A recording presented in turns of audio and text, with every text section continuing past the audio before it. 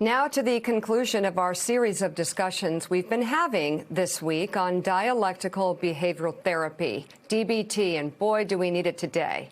It's a mindfulness-focused therapy that teaches people the skills to manage strong emotions, volatile relationships, and stressful situations. Let's bring in the experts. Dr. Gillian Galen is a senior child and adolescent psychologist at McLean Hospital and an instructor in psychology at Harvard, and child and adolescent psychiatrist Dr. Blaise Aguirre. He's an assistant professor of psychiatry at Harvard Medical School and medical director of the 3 East Unit at McLean Hospital, and they are out with their new book, DBT for Dummies, which has hit #1 on Amazon, as in #1 in all books, not just in a category. It's pretty amazing, and it's amazing how much this topic has really struck a nerve with people who are struggling across the board. So let's talk about some of the main components of DBT. We've been talking this week about emotion mind versus wise mind and managing stressful relationships. I want to bring up this word validation, which we hear a lot, especially when it comes to raising children. Gillian, if I could start with you, and then I want to hear from Blaise on this as well. What is validation? How does it work? And why is it so important in any relationship? Yeah, so people tend to hear us better and feel more understood when we take a moment and become curious about what their emotional experience is, right? And when we do that, people are more likely to be able to talk about what their experience is, and actually it can help you with problem solving down the line.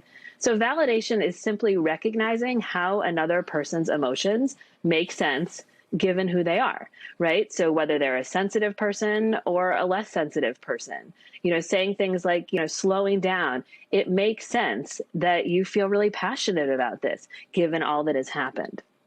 And so what this does is it lets the other person know that you're curious about it and that it matters.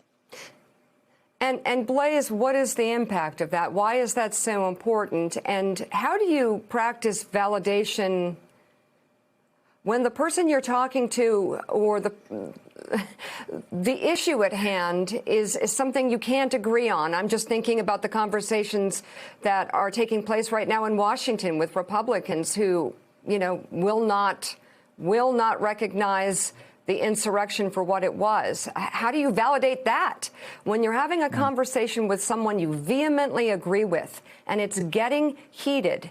Does validation work? Disagree. Yeah, it is right. It absolutely does. Everything always makes sense from our point of view. It's so clear when I've had the experiences that I've had that things are going to make sense to me. And then when somebody disagrees, then it's surprising. Like, wait, don't you see the world this way? And, reactivity perpetuates division. Reactivity entrenches division. And so what happens is that you say something I disagree with, and I become reactive rather than curious, and then it just divides us apart. So rather than simply reacting, it's to slow down, take a step back, and say something makes sense to that person, and from that point of view, trying to understand what that point of view is, so that you can maybe get a little bit closer to understanding why they did what they did, because your behaviors are going to be just as confusing to them. From that point of view. So it's a way of slowing down, becoming curious, less reactive, and less polarized. So, Gillian, using this with children especially is important because a lot of children suffer when they're in an invalidating environment. So what is some of the language that you can use with children? Because you give such great tips or sort of tip-off lines to help begin a validating conversation.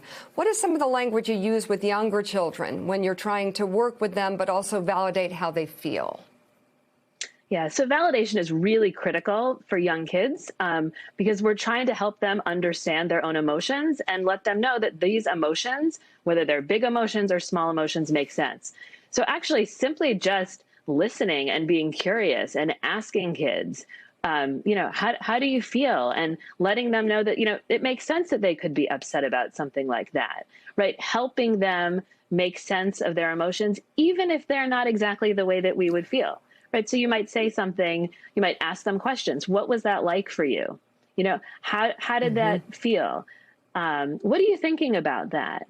And letting them know that actually thinking about and sharing their emotions is okay, and that they can have strong reactions, and that we can help them make sense of those reactions by really leaning in and being curious.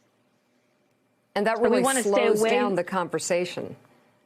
It really slows it down. And we want to stay away from telling people that they shouldn't feel that way, that they're making a big deal out of something, even if we think that they should be moving on quicker. Some kids are extremely sensitive, and it takes them longer, right? And so we need to help them along that way and say, that it's okay. Let's think about how you can, calm down, or how you can feel better.